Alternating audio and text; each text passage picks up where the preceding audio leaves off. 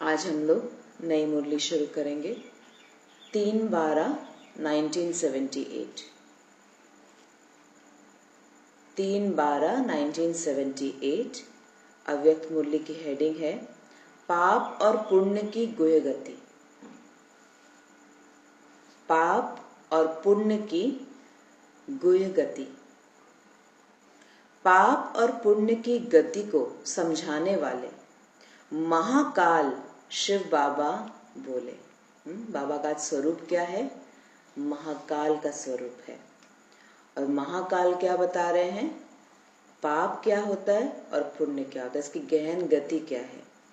आज बाप दादा सर्व बच्चों को विशेष अभ्यास की स्मृति दिला रहे हैं। अभ्यास 1 सेकंड में इस आवाज की दुनिया से परे हो, आवाज से परे दुनिया के निवासी बन सकते हो। जहां से आए हैं वहां के निवासी बन सकते हैं। 1 सेकंड में अपने घर पहुंचे।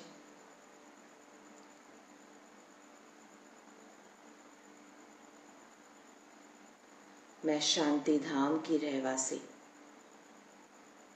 मैं आत्मा।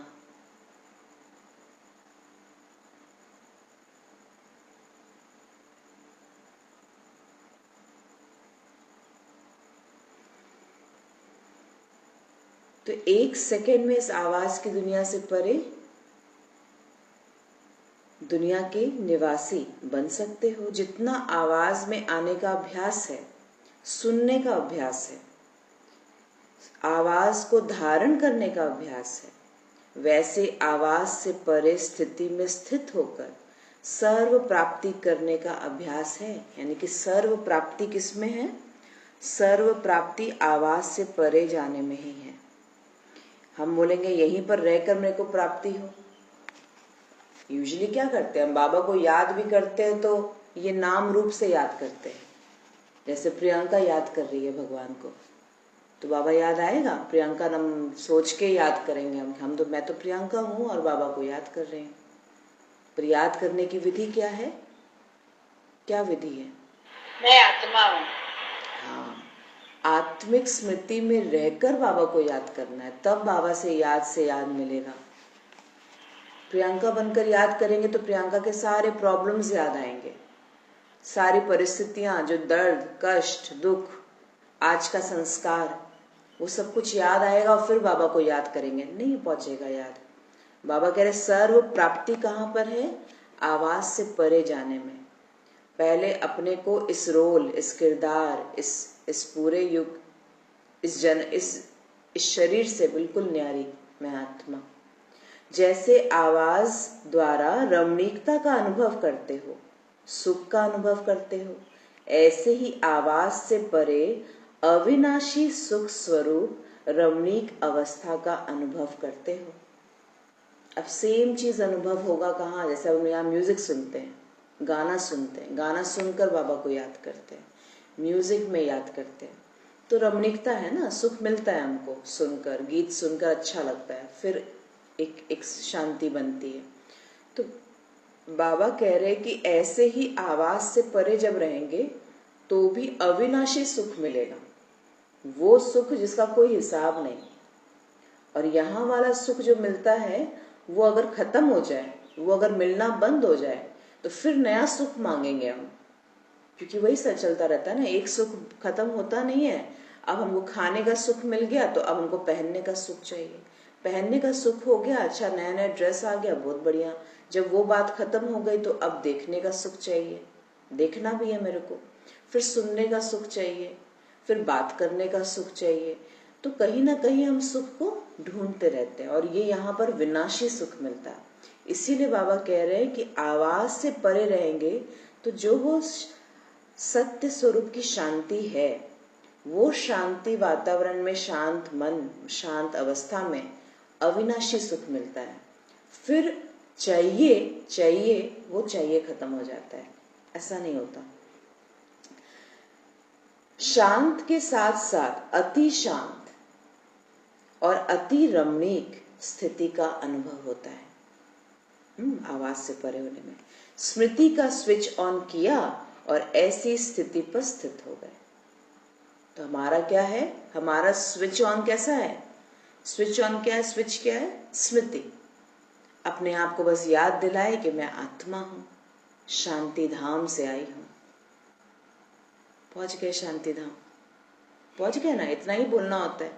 मैं आत्मा हूं, शांति के सागर की संतान, शांति धाम से यहां आई हूं, शांति धाम मेरा घर।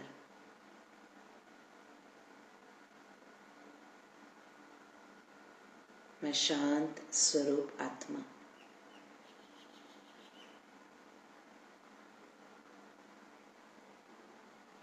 तो स्मृति का स्विच ऑन करेंगे तो तुरंत स्थिति पे स्थित हो जाएंगे।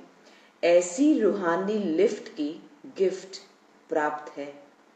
सदा एवर रेडी हो, सेकंड के इशारे से एक रस स्थिति में स्थित हो जाओ। सेकंड के इशारे से, थोड़ा सा इशारा मिले तुरंत हमें उस स्थिति में स्थित होना। जैसे बाबा बोलते हैं ना, कभी कभी ड्रिल करवाते हैं, तो अभी हम जो ड्रिल कर रहे हैं 15 दिन का, 1 सेकंड में क्या करते हैं, अपने आप को संकल्प देते हैं, मैं आत्मा हूं, मैं बिंदु हूं, मैं ज्योति बिंदु हूं। बस उस स्थिति में स्थित होते, तो मतलब यहाँ की बातें फिर खत्म, फिर केवल अपना प्रकाश स्वरूप, बिंदु स्वरूप। तो बाकी सब बातों में डॉट यानी कि फुल स्टॉप। तो बाबा कह रहे सेकंड के इशारे से एक रस स्थिति में स्थित हो जाओ।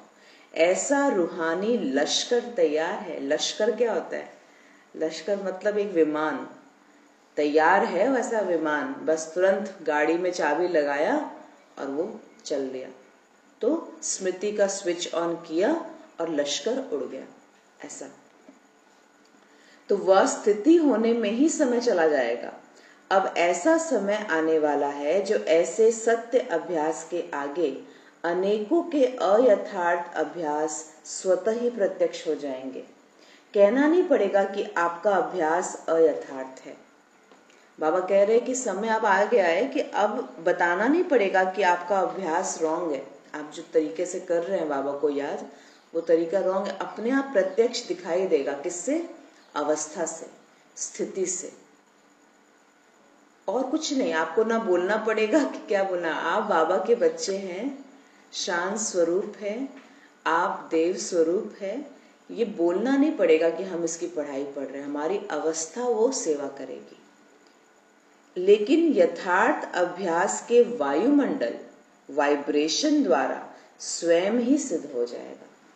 आपका ऑरा, आपका वाइब्रेशन बताएगा कि ये कुछ अभ्यास कर रहे हैं। लोगों को देखते ही आपको देखते ही शांति की अनुभूति होगी, देखते ही अनुभव होगा कि हाँ ये मेरे अपने हैं। कितना हल्कापन लगेगा। तो ये बाबा कह रहे वाइब्रेशन सेवा करेगा। ऐसा संगठन तैयार है। अभी समय अनुसार अनेक प्रकार के लोग चेकिंग करने आएंगे। संगठित रूप में जो चैलेंज करते हो कि हम सब ब्राह्मण एक की याद में एक रस स्थिति में स्थित होने वाले हैं, तो ब्राह्मण संगठन की चेकिंग होगी। चेकिंग होगी, बाबा कह रहे हैं अंत में क्या होगा, ब्राह्मण संगठन का चेकिंग होगा कि देखे ये लोग अवस्था कैसा है। हाँ, चेक करने नहीं आएंगे, बिल्कुल आएंगे, देखेंगे कि क्या संगठन है, पावर है कि नहीं है इनमें आपस में। तो बाबा कह रहे हैं कि एक की याद, एक की याद, इसकी चेकिंग होगी।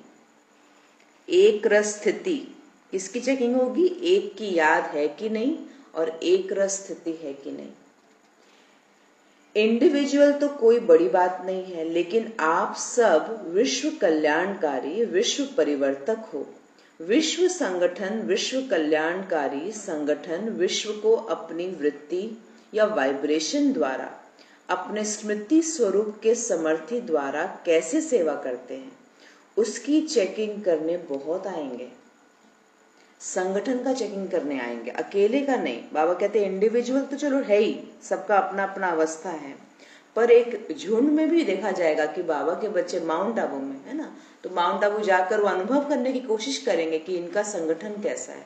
तभी बाबा बोलते हैं कि आपस में, अगर हम सब आपस में लड़ेंगे, अगर आपस में ही हमारा एक दूसरे के प्रति घृणा भाव या नफरत की भावना रहेगी, संभाव नहीं रहेगा, तो फिर अंत में कैसे हम बाबा को प्रत्यक्ष कर पाएंगे। बाबा को प्रत्यक्ष करने का एक ही साधन है, बाबा ने एक बार बताया था मुरली में, अव्यक्त मुरली में, कि जब हर एक ब्राह्मण आत्मा का एक ही संकल्प एक ही समय पर रहेगा, मेरा बाबा आ गया, बाबा है, सर्वशक्तिवान मेरे साथ है, मतलब एक ही संकल्प एक ही समय पर हर ब्राह्मण आत्मा के अंदर रहेगा, तब विनाश की ज्वाला प्रज्वलित होगी।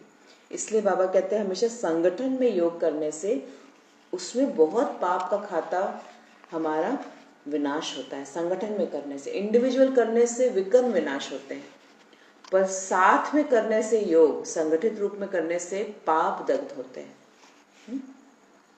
आज की साइंस द्वारा साइलेंस शक्ति का नाम वाला होगा। आज की साइंस द्वारा साइलेंस शक्ति का नाम वाला होगा।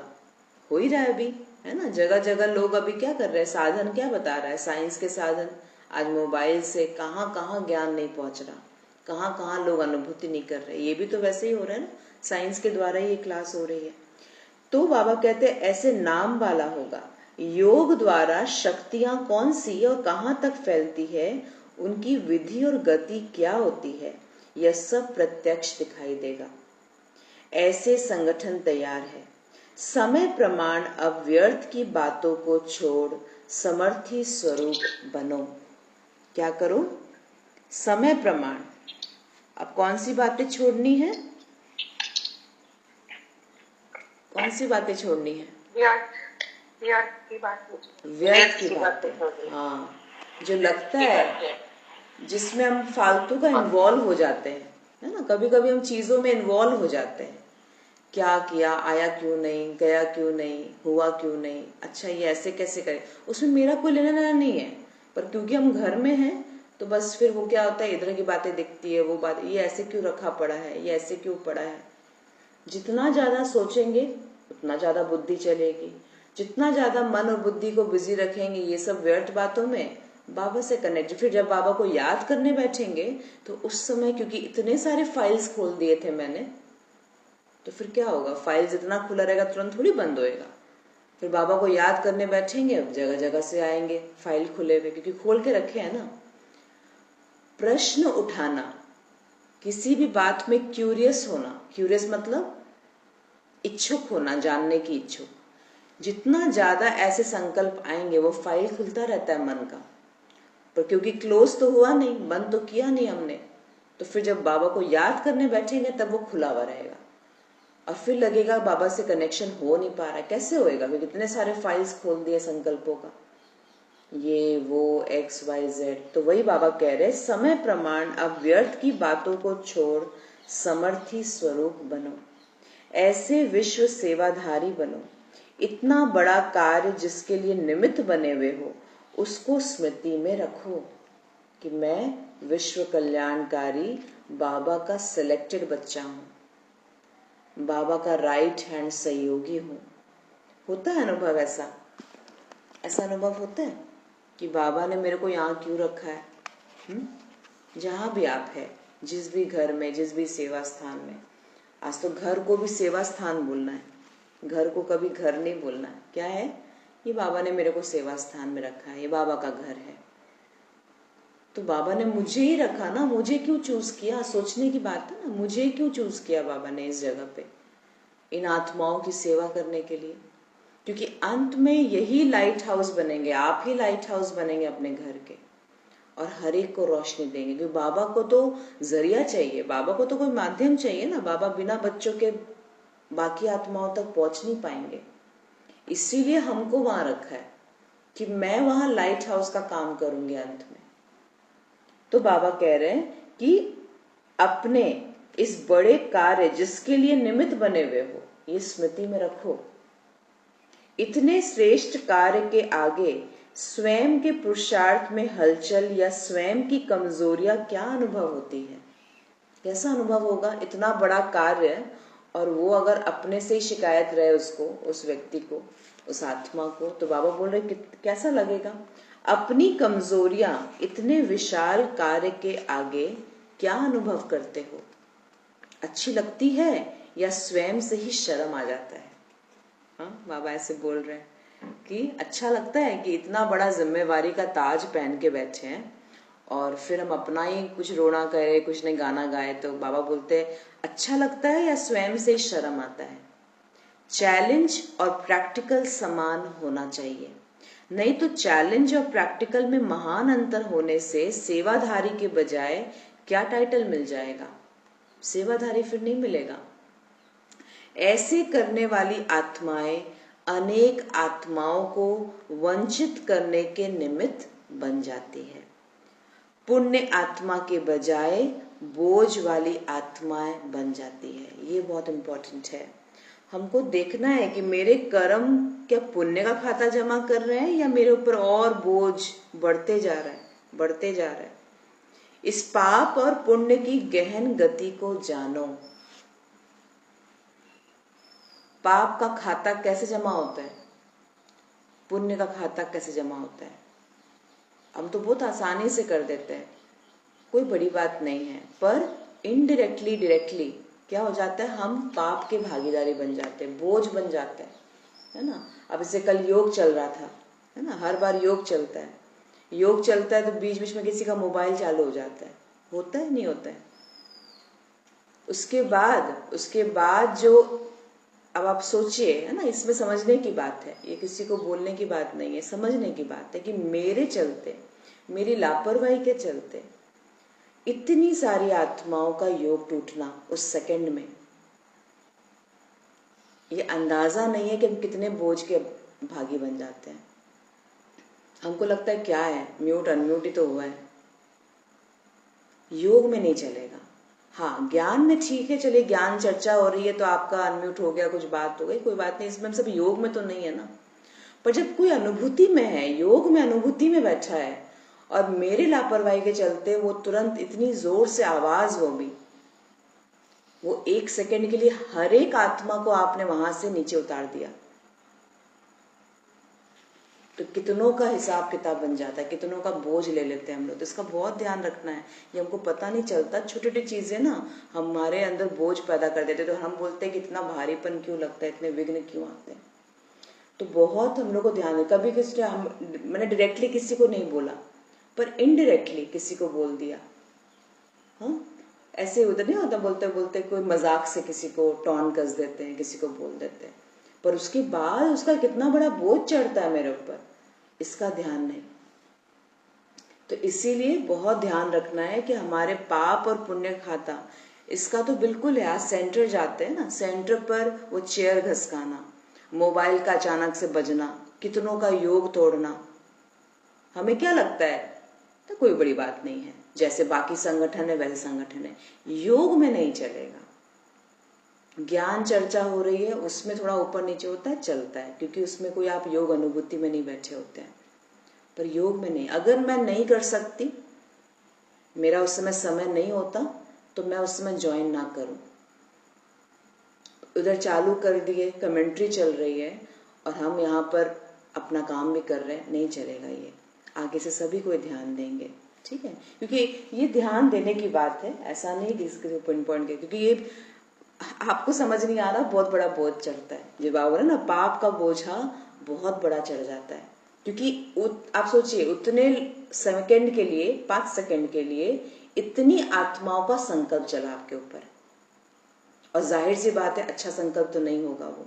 भल बाबा के बच्चे हम सब है, तो क्या किया, हम लोग अपने आप को ठंडा कर लिए, शांत कर लिए, नहीं कोई बात नहीं, चलो कोई बात नहीं, है ना। पर एक बार तो चला ना। और ब्राह्मणों का नेगेटिव संकल्प या बद्दुआ लेना या फिर किसी का थोड़ा सा नेगेटिव भाव लेना, वो बहुत बड़ा बोझा है, ब्राह्मणों का खास करके। तो इस पाप और पुण्य की गहन गति को जानो। पाप की गति श्रेष्ठ भाग्य से वंचित कर देती है,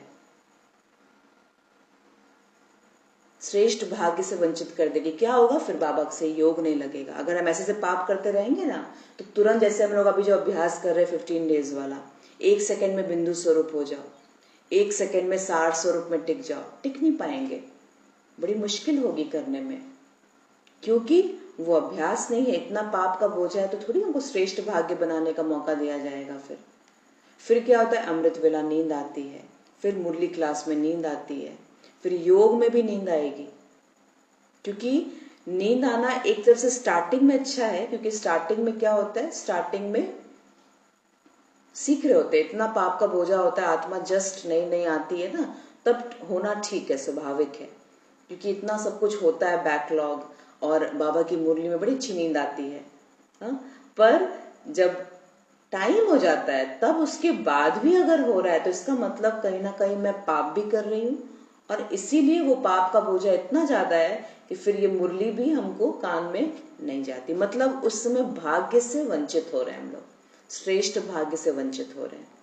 तो संकल्प द्वारा भी पाप होता है, नोट करिए, संकल्प द्वारा भी पाप होता है। पहले क्या सुनते थे, पहले तो मारेंगे, हाथ से कर्म से करेंगे तो ही पाप होता था, पर अभी बाबा क्या कहते हैं?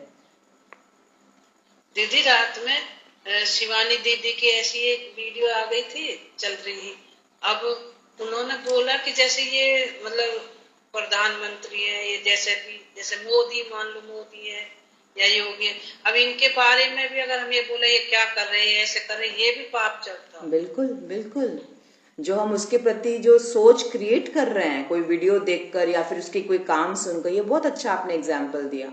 सच में हम लोग जैसे शॉप में बैठते हैं ना, ऑफिस में बैठते हैं, कोई आया तुरंत गाली दे के जाता है मोदी जी को, तुरंत, मतलब कोई ये नहीं हो रहा है, कोई वो नहीं हो रहा, पेट्रोल के लिए तो कभी किसके लिए तो कभी किसके लिए। अरे जो जिसका काम है वो काम कर रहा है ना, अपना काम से काम हम लोग मतलब रखे, पर नहीं, सबको हर चीज के लिए ओपिनियन है। जैसे हम अपने लिए तो बिल्कुल साफ है, मैंने कोई कर्म नहीं किया, पर बाकी सब दुनिया में सब खराब है। तो इस तरह के भाव रखना कि दूसरों को गाली देना या फिर दूसरों के कर्म के बारे में बोलना कि ये ऐसा ठीक नहीं कर रहा, वो ठीक नहीं कर रहा, हाँ, ये ऐसा व्यू पॉइंट देना। आज के डेट में आप न्यूज खोलोगे ना, न्यूज खोलोगे, न्यूज खोलिए, पर एक तो सुबह सुबह नहीं खोलिए। सुबह सुबह जो है ना, आपके हमारे बुद्धि में ज्ञान अमृत ही जाना चाहिए। बाद में आप दिन में दोपहर को एक बार थोड़ा सा देख लो क्या चल रहा है, थोड़ा बहुत जानना भी जरूरी है, थोड़ा जान लिए बस। बार बार न्यूज का वो देखना, और फिर क्या होता है, हमको लगता है हम सिर्फ केवल न्यूज देख ही तो रहे हैं, देख नहीं रहे होते हैं, भाव पैदा हो रहे होता है। ऐसे उसके लिए बताया, जैसे देखते हैं एकदम भाव जो पैदा होता है वो भी हमारे ऊपर पाप चढ़ता है, वो पाप चढ़ा जाता है, क्योंकि वो हमने बुरा कंटेंट ले लिया। अब ले लिया तो अब वो चलेगा ना मन बुद्धि में। अब वो कब चलेगा पता है, जब आप सोएंगे तब चलेगा, जब आप नींद का, इसलिए बोलते नींद पूरी नहीं होती। तो नींद पूरी कैसे होएगी, इतना सारा मन में कचरा भरा दिन भर, और फिर रात को वो मन को तो प्रोसेसिंग करना पड़ेगा ना। मन तो सोएगा नहीं, बोलेगा इतना सारा काम दे दिया मेरे को मालिक ने, अब मालिक ने इतना सारा काम दे दिया तो काम तो करना ही पड़ेगा। रात को भोजन हैवी करना, ज्यादा करना, 10 बजे के बाद करना, 9:30 बजे के बाद करना, और फिर सो जाना। ये क्या किया मैंने, मालिक बनकर मैंने अपने शरीर को भोजन डाला। अब वो भोजन प्रोसेसिंग करने में टाइम लगेगा। बोलेगा मेरे मालिक तो मेरे को रात को भी नहीं सोने देते रात को भी मेरे को काम करना पड़ेगा। तो इसीलिए नींद पूरी नहीं होती, हमारी स्लीप प्रॉपर नहीं होती, क्योंकि रात को हमारा शरीर चलता रहता है। भले हम आत्मा सो जाती है पर शरीर चलता रहता है, और फिर शरीर चलता रहेगा तो क्या होगा, शरीर में थकान होता है। फिर सुबह जब उठते हैं तो शरीर पुल करता है, वो बोलता है नहीं उठो, थोड़ा सा और आराम कर लेते हैं, थोड़ा सा और रेस्ट कर लेते हैं ना, हुआ नहीं, क्योंकि 4 घंटा लगता है, पता है ना, पता है आप सबको 4 घंटा लगता है डाइजेस्ट होने में फूड, खाना। तो इसीलिए रात को जितना हो सके या तो हल्का करिए, और या तो 7:30 बजे कर लीजिए। योग से उठने के बाद 7:30 8 बजे तक कर लीजिए, तो कम से कम 10 बजे सो रहे हैं, 2 घंटे का तो गैप हो गया ना, कम खाना खाया तो डाइजेस्ट जल्दी हो जाएगा, और फिर आपकी नींद अच्छी होगी, और सुबह अमृत वेला उठने में दिक्कत नहीं होगी। पर हम क्या होता है, हम कभी कभी लेट नाइट खाते हैं, 9:30 10 बजे, 10:30 बजे, और तुरंत फिर जाकर सो जाते हैं 11 सवा 11 तक। तो ये भी तो इसीलिए बाबा बोलते 2 चीजें ब्राह्मणों को बहुत ध्यान रखना है, एक भोजन का रात का, और दूसरा मोबाइल का। मोबाइल से जो रात को हम लोग देखते हैं, फिर वो मन को, फिर हमने मन बुद्धि को फ्री नहीं रखा ना, मन बुद्धि फिर नाचेगा रात को, मन बुद्धि ऊपर नीचे ऊपर नीचे ऊपर नीचे करेगा, तो कहां से नींद आएगी, इसलिए प्रॉपर नींद नहीं आती। तो बाबा कह रहे हैं संकल्प द्वारा भी पाप होता है, संकल्प के पाप का भी प्रत्यक्ष फल प्राप्त होता है। अब संकल्पों का भी बाबा कहते हैं स्थूल में हमको हिसाब किताब देना पड़ेगा, स्थूल में उसका हिसाब देना पड़ेगा हमको। प्रत्यक्ष फल में संकल्प में स्वयं की कमजोरी किसी भी विकार की पाप के खाते में जमा होती है। क्या बोले बाबा? संकल्प में स्वयं की कमजोरी किसी भी विकार की पाप के खाते में जमा होती ही है, लेकिन अन्य आत्माओं के प्रति संकल्प में भी किसी विकार के वशीभूत वृत्ति है तो यह भी महापाप है। देखिए वही बात बाबा कह रहे हैं कि संकल्प में किसी व्यक्ति के प्रति, किसी आत्मा के प्रति अगर खराब वृत्ति है, अब इसमें बाबा बोल रहे काम विकार, क्रोध, ईर्ष्या, घृणा, ऐसी भावनाएं अगर संकल्प में हम चलाते हैं उस आत्मा के प्रति तो ये भी महापाप है। सिर्फ पाप नहीं, बाबा बोल रहे महापाप है। किसी अन्य आत्माओं के प्रति व्यर्थ बोल भी पाप के खाते में जमा हो जाता है। अब देखिए बाबा एक एक करके बता रहे हैं कि पाप का खाता जमा कैसे होता है। तो पहला बाबा ने बताया संकल्प द्वारा जमा होता है। संकल्प में केवल हम लोगों ने थॉट में क्रिएट किया, बाकी बोला नहीं अभी तक कुछ, तो भी हमारा जमा होता है। मुख से बोल दिए जमा हो जाता है। वृत्ति से जमा होता है। वृत्ति मतलब वो एटीट्यूड रखना, उस व्यक्ति से नफरत करना कि नहीं मैं सेवा करूंगी पर उस व्यक्ति के साथ नहीं, उस आत्मा के साथ नहीं, मेरे को उसके साथ नहीं करना है। तो ये क्या हुआ? मनसा में हम उस व्यक्ति आत्मा के प्रति घृणा भाव रख रहे हैं, इसका भी महापाप में गिनाता है। किसी अन्य आत्माओं के प्रति व्यर्थ बोल हम जो परचिंतन आराम से कर देते हैं, पता है वो आत्मा क्या है, वो आत्मा ऐसे करती है, वो आत्मा ऐसे है, बाप रे ऐसा कर लेती है, हाँ, तो व्यर्थ में जो कर देते हैं वो पाप के खाते में जमा होता है। हंसी मजाक में बोलना, टॉन्ट में बोलना पाप के खाते में जमा करता है। ऐसे ही कर्म अर्थात संबंध और संपर्क द्वारा किसी के प्रति शुभ भावना के बजाय और कोई भी भावना है, ये सोचने की बात है, नोट करिए। शुभ भावना के बजाय और कोई भी भावना है, कोई भी, तो यह भी पाप का खाता जमा होता है। क्योंकि यह भी दुख देना है। सोचिए, और हम बोलेंगे बाबा मैं तो किसी को दुख देती नहीं हूं, मैं तो केवल दुख लेती हूं, ना दुख दो ना दुख लो। हाँ बाबा मैं दुख नहीं देती। तो बाबा आज क्या बोल रहे हैं किसी के प्रति अगर थोड़ी सी भी शुभ भावना के बजाय और कोई भावना है, बाबा वो भावना का नाम ही नहीं लिए और कोई भी भावना है तो वो पाप की गिनती में आता है, क्योंकि हमने वह आत्मा को दुख दिया। दीदी अर्जुन सबसे पहले हो गए, उसे कैसे करे? बाबा की याद में काट। हाँ बाबा की याद में कटेगा, तो और कैसे कटेगा? और दूसरा शुभ भावना देने से कटेगा। दूसरा, जब हमने कोई किसी के प्रति अशुभ भावना क्रिएट की तो अब उसको क्या करना पड़ेगा? अब सुख में परिवर्तन करना पड़ेगा। अब मनसा से उसके प्रति शुभ भावना रखिए। मैंने क्या बोला था कुछ दिन पहले, हम लोगों ने बात की थी ना कि मनसा सेवा, हमको लगता है हम दुनिया को साफ कर रहे हैं। दुनिया को साफ नहीं कर रहे, हम खुद को साफ कर रहे हैं। ठीक है ना, खुद के खाते को ठीक कर रहे हैं। खुद के खाता जो पहले इतना पाप किए होंगे हमने तीसरे जन्म से, उसका हम लोग सफाई कर रहे हैं मनसा सेवा देकर। तो मनसा सेवा मैं दूसरों के लिए नहीं कर रही, मेरे खुद का पाप का खाता कम हो रहा है शुभ भावना रखकर। और इसमें तो खास करके जब आप मनसा सेवा देते हैं ना, तो शाम को या सुबह जब भी देते हैं, उन आत्माओं को तो जरूर इमर्ज करिए जो थोड़े से खटकते हैं, थोड़े से अच्छे नहीं लगते, या थोड़ा सा कम हम लोग को या तो कोई दुख दे रहा है, उनको तो सबसे पहले मनसा सेवा से शुभ भावना दीजिए, क्योंकि उसके प्रति ही नेगेटिव संकल्प चलते हैं हमारे।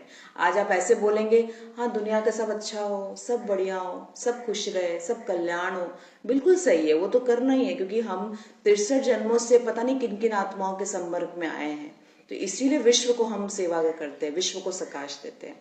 पर जब हम किसी के प्रति सकाश स्पेशल दे रहे हैं, जो आपको दुख दे रहा है, जो आपके प्रति विघ्न क्रिएट कर रहा है, तो उसको तो सबसे पहले शुभ भावना देना है,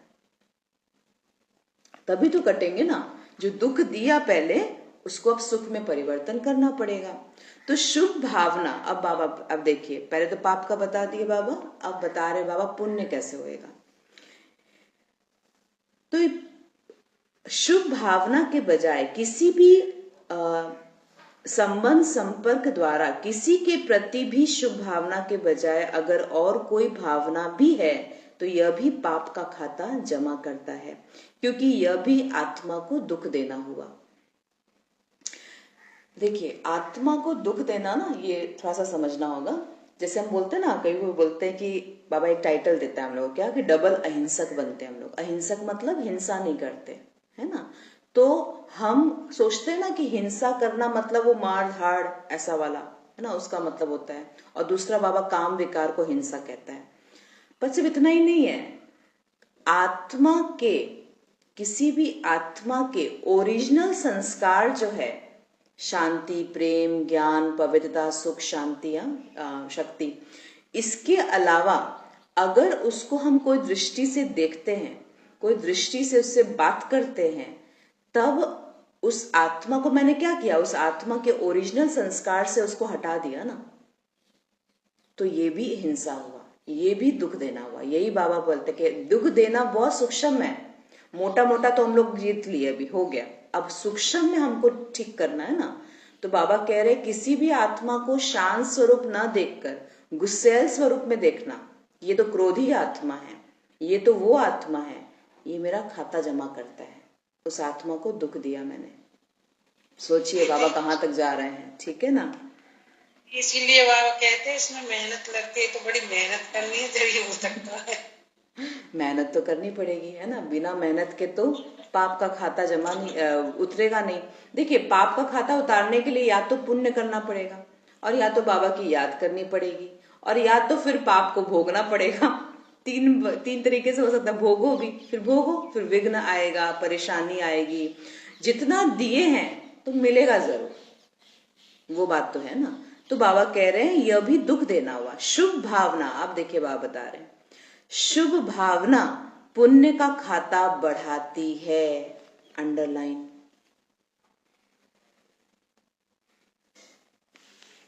शुभ भावना पुण्य का खाता बढ़ाती है।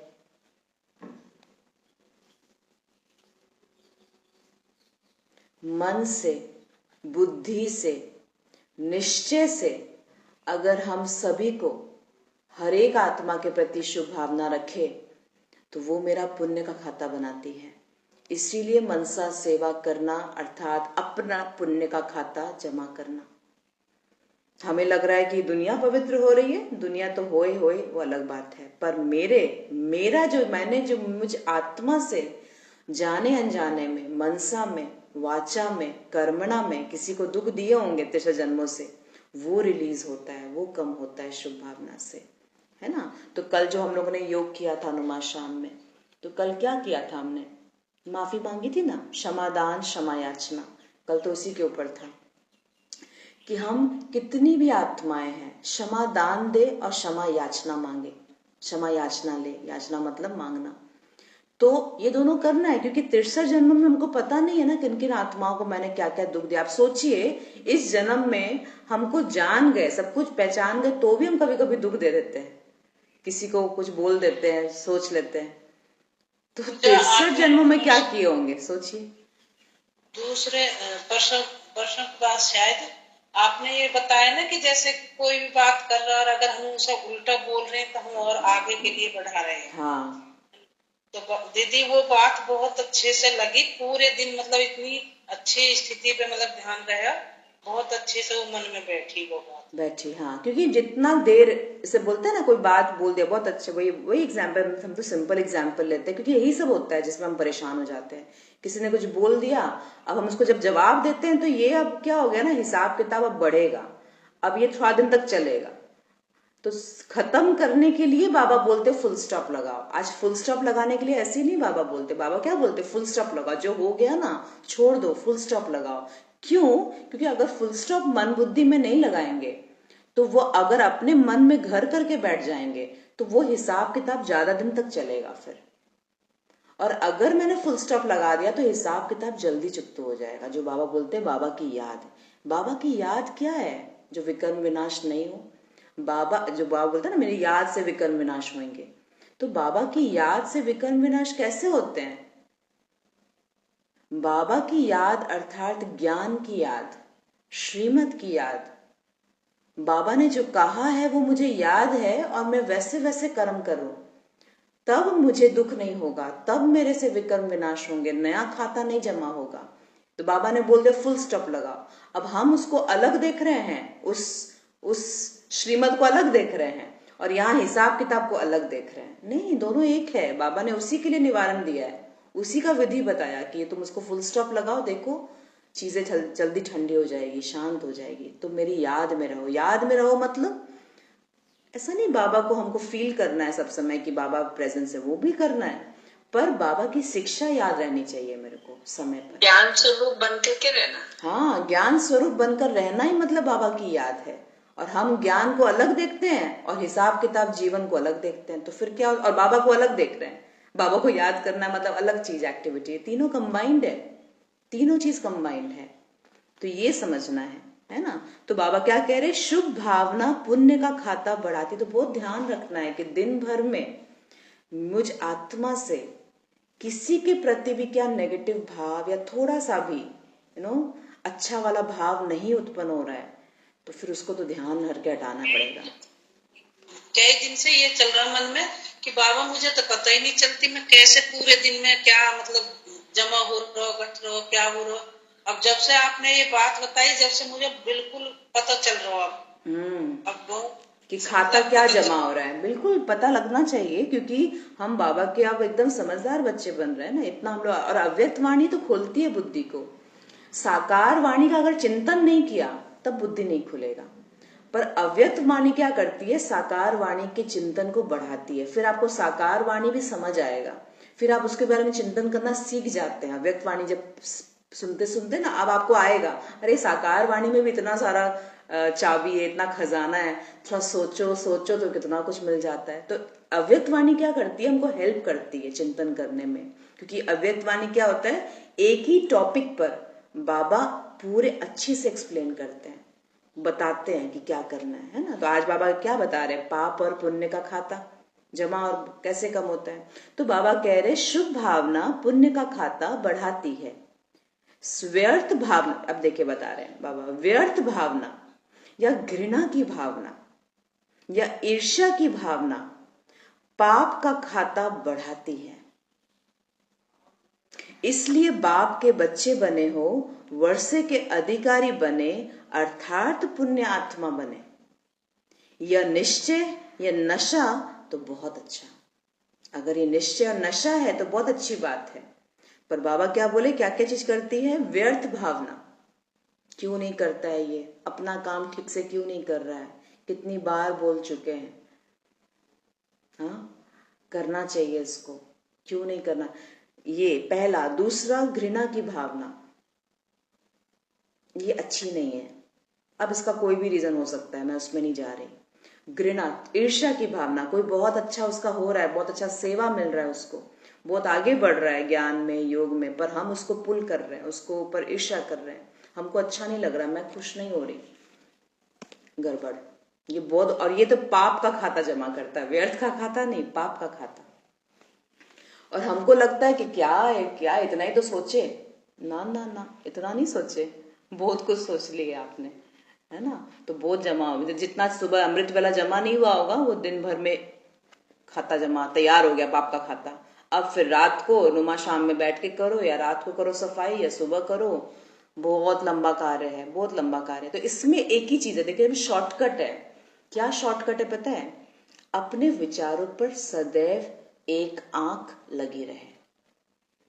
आप इसमें मत जाइए क्या जमा क्या गुना, बस विचार पर ध्यान दीजिए कि मैं अभी, विचार और भावना ये दो चीज के ऊपर। भाव भी होता है, कभी कभी हम सोचते नहीं है पर भाव पैदा होता है ना, समझ में? जैसे कोई एंटर किया, अब आप उसको पसंद नहीं करते, एक भाव पैदा हो गया, बॉडी लैंग्वेज से दिखाई दे रहा है कि मैं इसको पसंद नहीं करती, समझ आया? ये भाव है, मैंने सोचा नहीं, पर अपने आप सिचुएशन है वो भाव पैदा किए।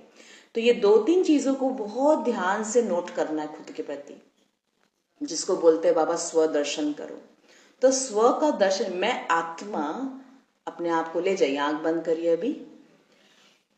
मैं आत्मा इस समय या पिछला 15 मिनट या अभी किस भाव में हूं, मन में क्या चल रहा है, याद में क्या बसा हुआ है, क्या चीज के ऊपर ध्यान जा रहा है मेरा, या क्या सोच रही हूं मैं। इसके ऊपर बहुत सदैव एक एक करके बीच बीच में ना आंख जानी चाहिए मेरी।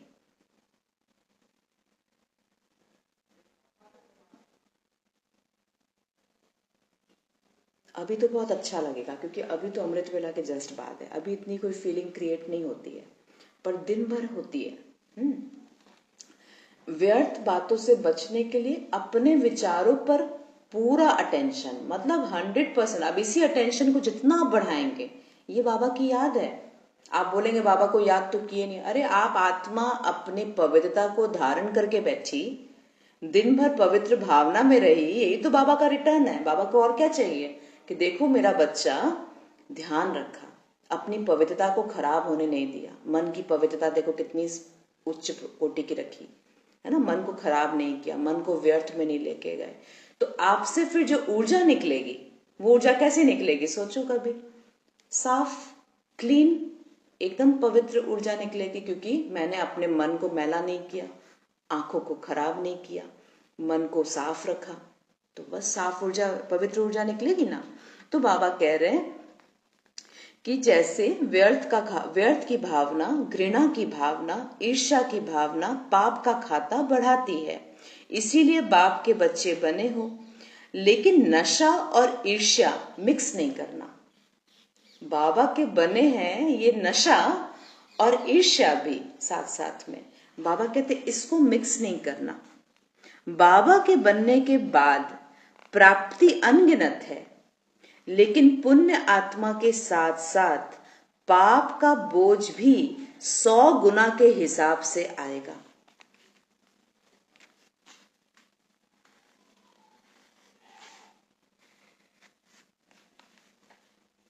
फिर हमने एक संकल्प नहीं किया खराब, वो 100 गुना उसका रिटर्न होके आएगा। आप सोचिए, एक मेरा खराब संकल्प 100 टाइम्स बनकर आ गया, कितना बड़ा खाता तैयार हो गया मेरा। तो बाबा कह रहे, बाबा के बनने के बाद प्राप्ति अनगिनत है, लेकिन पुण्य आत्मा के साथ साथ पाप का बोझ भी तो 100 गुना के हिसाब से आएगा। इसीलिए इतने अलबेले भी मत बनना।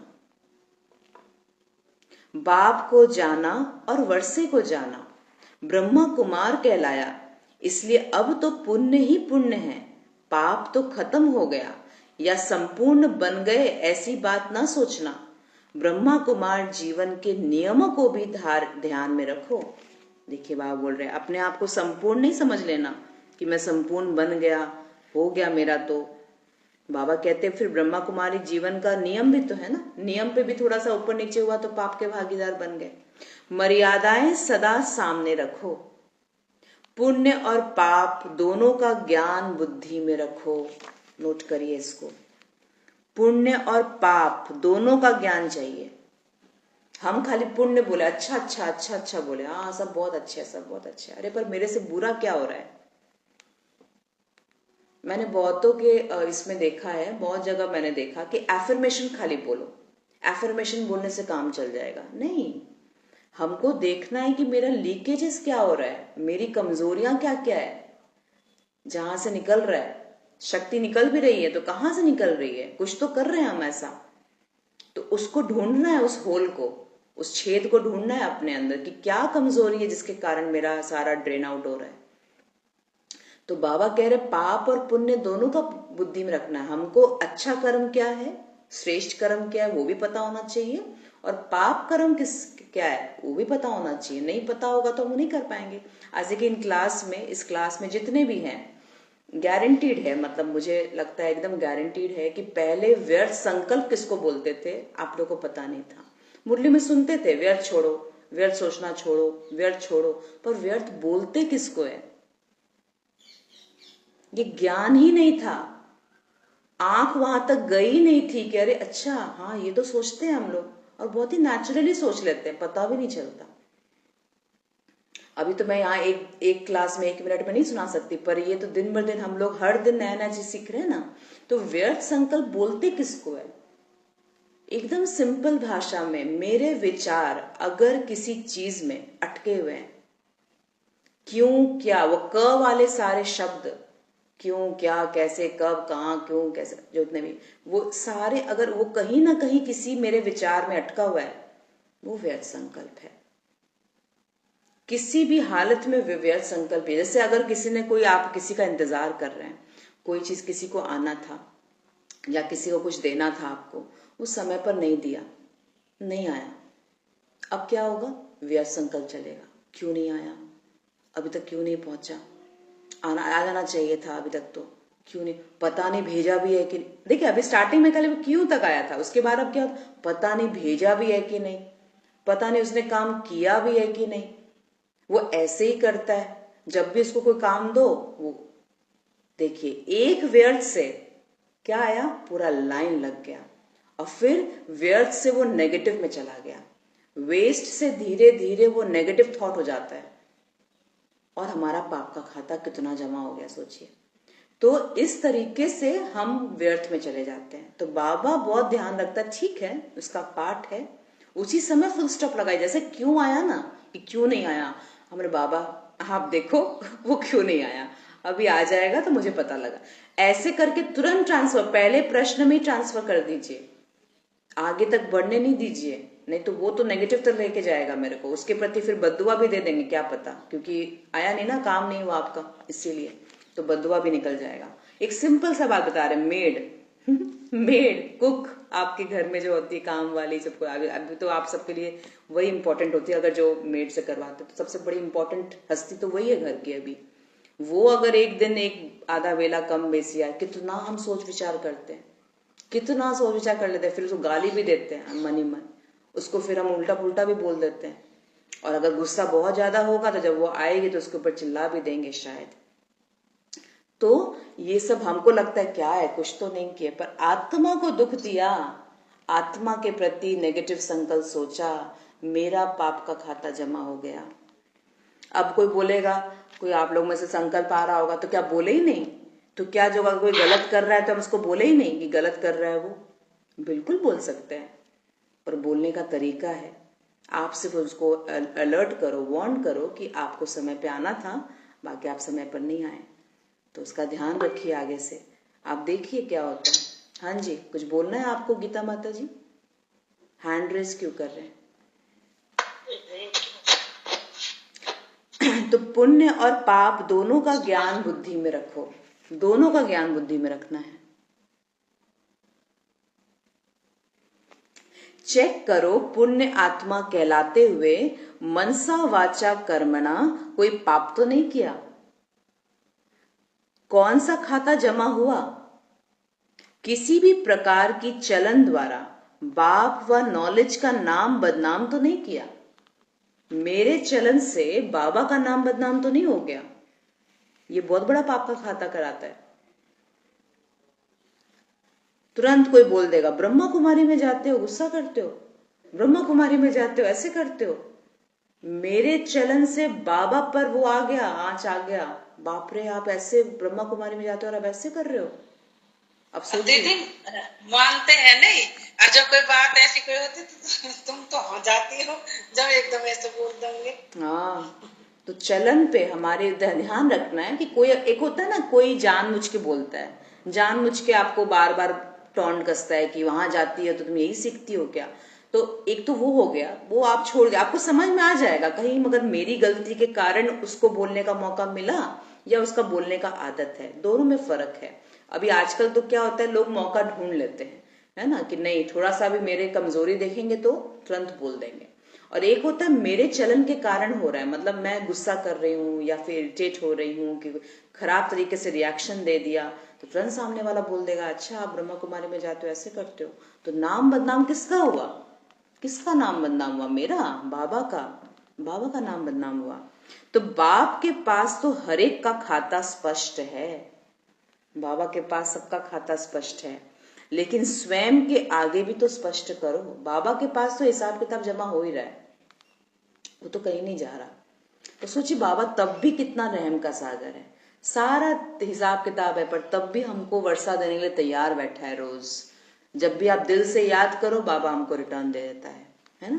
तो बाबा कहते वो तो स्पष्ट करो। देखिए सीता के लिए, सीता का एग्जाम्पल क्यों बनाया गया है? रावण भी आया तो क्या भेष बनाकर आया? ब्राह्मण के वेश में आया। हाँ, ब्राह्मण का, साधु का वेश में आया, ब्राह्मण के वेश में आया, और वो जानता था ये उसकी कमजोरी है। ब्राह्मण बोलकर करेंगे तभी वो मेरे को भिक्षा देगी, नहीं तो नहीं देती।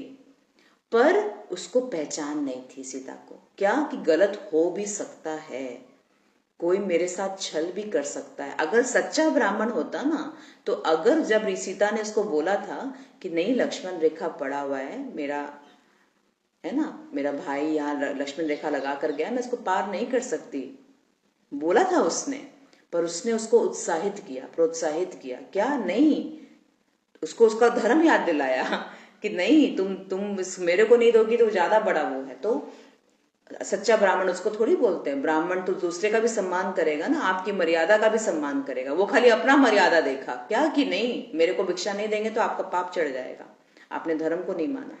पर वो उसकी मर्यादा को नहीं देखा कि सीता भी मर्यादा के अंदर है, वो अगर लक्ष्मण रेखा क्रॉस कर देगी तो उसका कुछ गलत हो सकता है। तो फिर उसने, तो इसलिए बाबा कहते हैं कि सीता को बस यही था कि रावण की परख नहीं थी, बुरी चीजों की परख ही नहीं थी कि ऐसा भी कुछ हो सकता है। हाँ, तो परख शक्ति में गड़बड़ हो गया। तो इसलिए बाबा कहते हैं पाप और पुण्य दोनों बुद्धि में पता होना चाहिए। तो बाबा कह रहे हैं बदनाम कर दिया ना अगर हमने हमारे चलन से कुछ किया तो बाप के पास तो हर एक का खाता स्पष्ट है। अपने आप को चलाओ मत, अर्थात धोखा मत दो। यह तो होता ही है, वह तो सब में है, सब में ही होता है, अभी सब कहीं सभी कोई कर रहे हैं, भले सब में हो लेकिन मैं सेफ हूं। ये नोट करिए, ये बहुत बड़ा लाइन है। ये हमको लाइन केवल क्या कर देगा, ट्रैक मिला देगा। भले सब में जो भी कुछ हो, लेकिन क्या मैं सेफ हूं, मैं सुरक्षित, मुझे अपना देखना है। ऐसे ना जब हम लोग पढ़ाई पढ़ते थे ना, तो पढ़ाई पढ़ते थे ना तो कोई एक है जिसको मैं अपना आइडल मानती हूँ।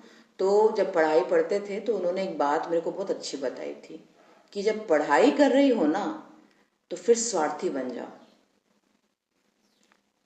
बहुत बचपन में मेरे को ये शिक्षा मिली थी, क्या मेरे को बहुत बहुत लगा, अच्छा पढ़ाई में कैसे स्वार्थी बनते हैं। तो बोला पढ़ाई जब तुम्हारा समय है तो बिल्कुल स्वार्थी बन जाओ, एकदम सेल्फिश बन जाओ। क्यों? क्योंकि आपका इस समय करियर बनाने का समय है।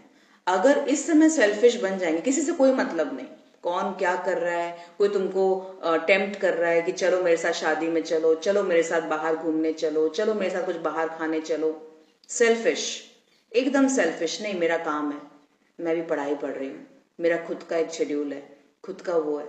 तो ऐसा मुझे शिक्षा मिला था कि उस समय फिर तुम किसी की भावना को मत देखो कि तुम नहीं जाओगे तो वो बुरा मान जाएगा, ये करेगा वो करेगा, नहीं, क्योंकि तुम्हारा पढ़ाई का समय, इस समय अगर तुमने अपने आप को बना लिया तो जिंदगी भर वो तुम्हारे को सम्मान करेगा। ये पढ़ाई के समय मुझे बताया गया जब मैं सीए कर रही थी, और प्लस उसके पहले भी। तो बहुत उस बात को मैंने एकदम दिल में रखा, हाँ बात तो सही है। अभी भी एग्जैक्टली वही चीज चल रहा है।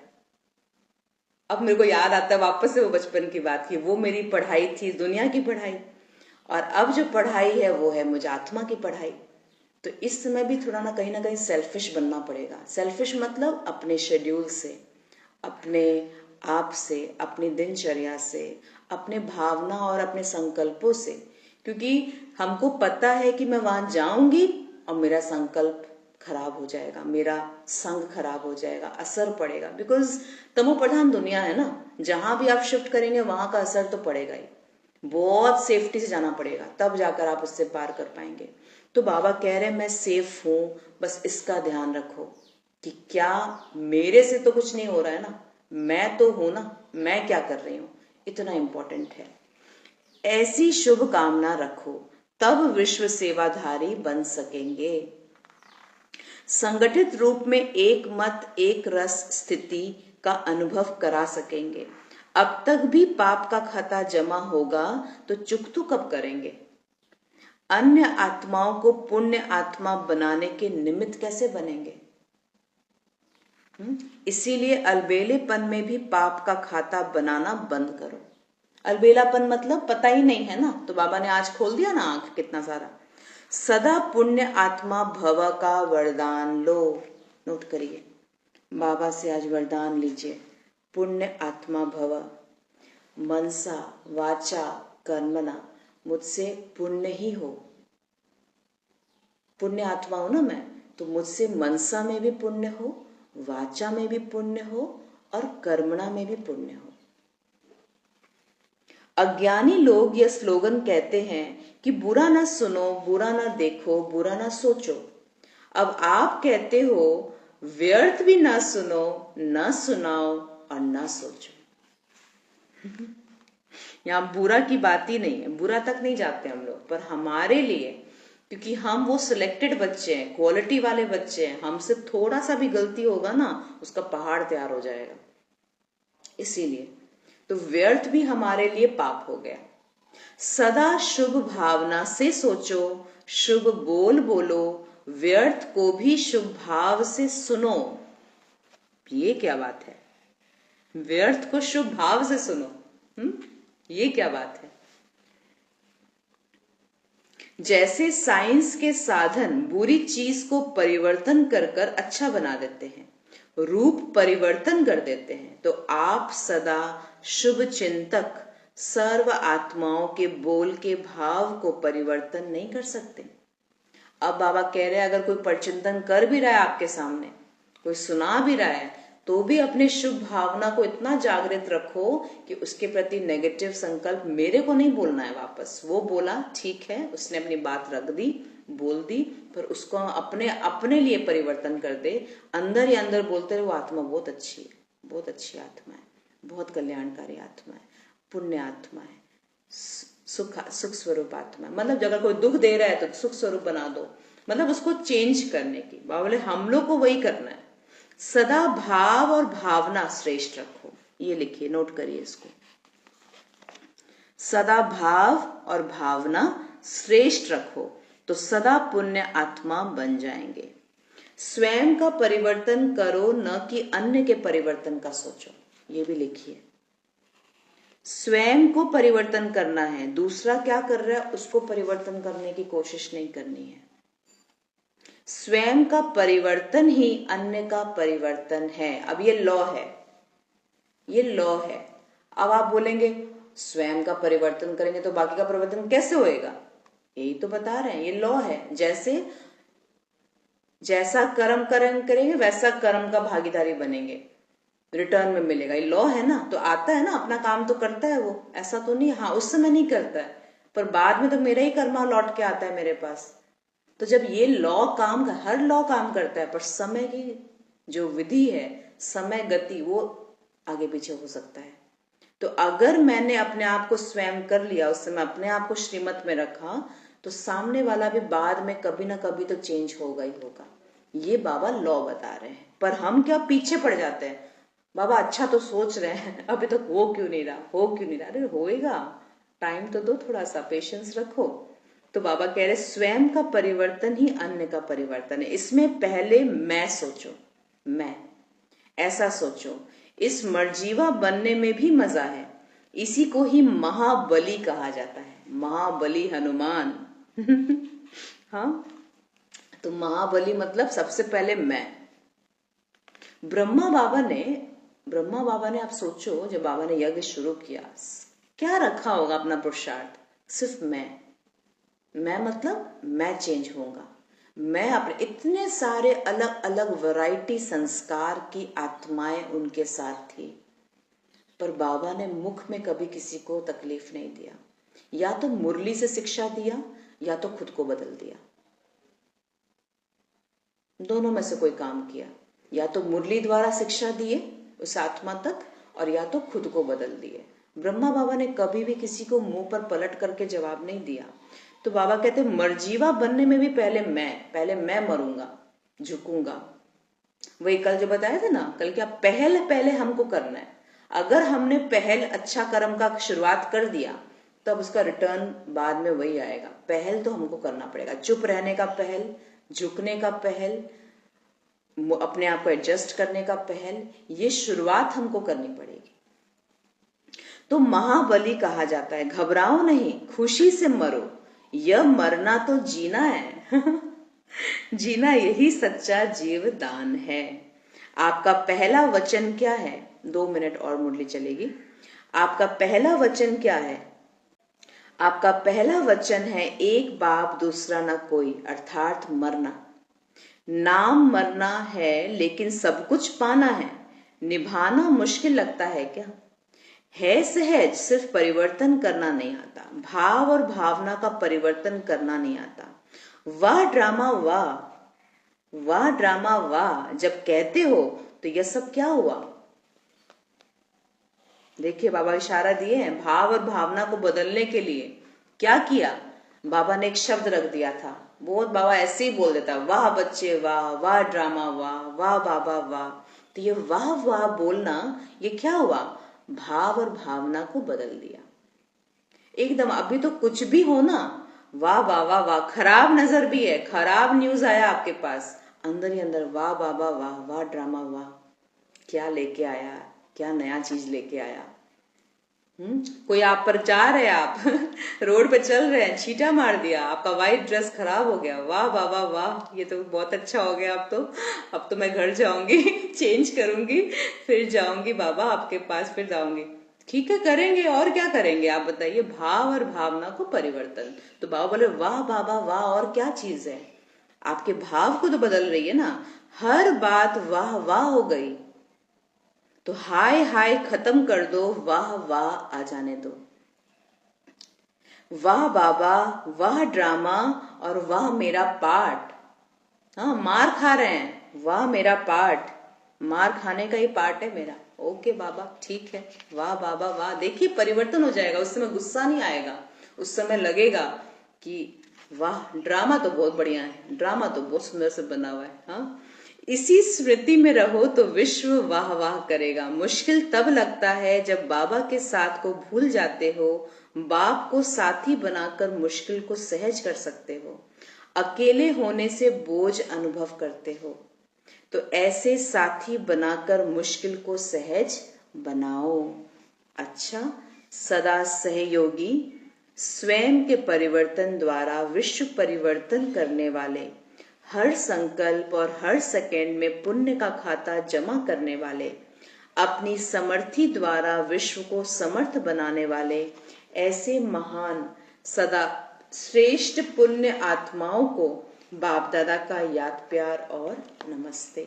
हम बच्चों की तरफ से बाप दादा को याद प्यार, गुड मॉर्निंग और नमस्ते। शुक्रिया बाबा, शुक्रिया। ओम शांति।